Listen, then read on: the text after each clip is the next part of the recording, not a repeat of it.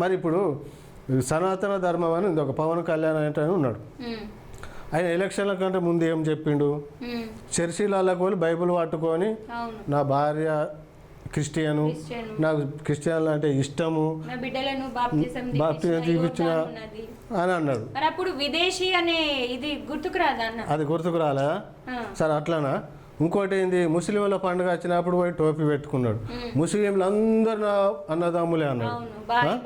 పెద్ద పెద్ద డైలాగులు కొట్టిండు. సరే ఇది ఒకే మంచిగా ఉంది. మరి నువ్వు ఎలక్షన్ తర్వాత ఏమన్నావు? ఇవి అన్ని గంగల కలిపి గంగల దొక్కి సనాతన ధర్మం అని అన్నావు. మరి ఇది దేశద్రోహం అన్నారా? మరి నువ్వు ఎలక్షన్ కంటే ముందు ఒకటి మాట్లాడు, ఎలక్షన్ తర్వాత ఒకటి మాట్లాడు. అసలు నువ్వు ఏడ బతికినావు? తెలంగాణలో బతికినావు, సినిమాలు తీసుకొని బతికినావు. నీ సినిమాలు ఎవడు చూసిండు? ఎవడు చూసిండు? బీజేపీ వాళ్ళు గుజరాత్ నుంచి వచ్చి చూసిండ్లా? మరి తెలంగాణ వాళ్ళు ఎస్సీ ఎస్టీ బీసీలు మైనార్టీలు చూడలేదా? నీకు 98% ఎస్సీ ఎస్టీ బీసీలు మైనార్టీలు నీ సినిమాలు చూసిను. ఆ పైసలతో ఈరోజు నువ్వు 1000 కోట్లు సంపాదించి అధిపతిగా ఎదిగినావు. అదే పైసలతో ఇవాళ నువ్వు ఎమ్మెల్యేగా నిల్చున్నావు. అదే మాటతోని నీకు గౌరవంతో నీకు ఎమ్మెల్యేను గెలిపించినాక నువ్వేం మాట్లాడినావు? సనాతన ధర్మం అంటున్నావు. మరి నీ దేశద్రోహం కాదా? అంటే నీ కాన్స్టిట్యున్సీలే దళితులను ఊరి నుండి వెలివేస్తే ఒక్క మాట మాట్లాడలే. నువ్వు కాదా దేశద్రోహి? నువ్వు కాదా దేశద్రోహి? మన తెలంగాణలో నిజామాబాద్లో గౌడ మహిళలను వాళ్ళను కూడా గుళ్ళకు రానియలేదు.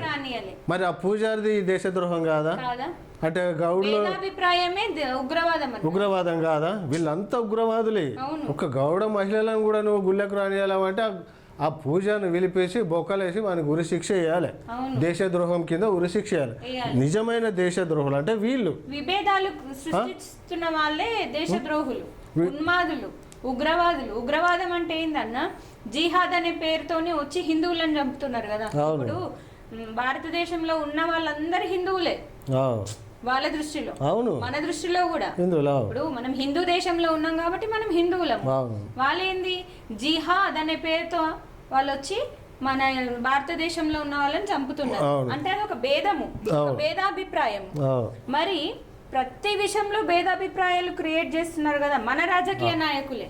ప్రజల చేత ఎన్నుకోబడి ప్రజల చేత ఓట్లు పొందుకొని గద్దెలెక్కి చైర్లలో కూర్చొని ఒక పదవులలో గౌరవనీయమైన పదవులలో కూర్చొని ఎంత వాళ్ళకి ఎంత పవర్ ఉందన్న పవర్ని ఇప్పుడు అధికార దుర్వినియోగమే కదా ఇది. భేదాభిప్రాయాలు ప్రజలలో సృష్టించి వాళ్ళు కొట్టుకునేటట్టు చేయడం కరెక్ట్? అది వీళ్ళు ఉగ్రవాదులు కాదా?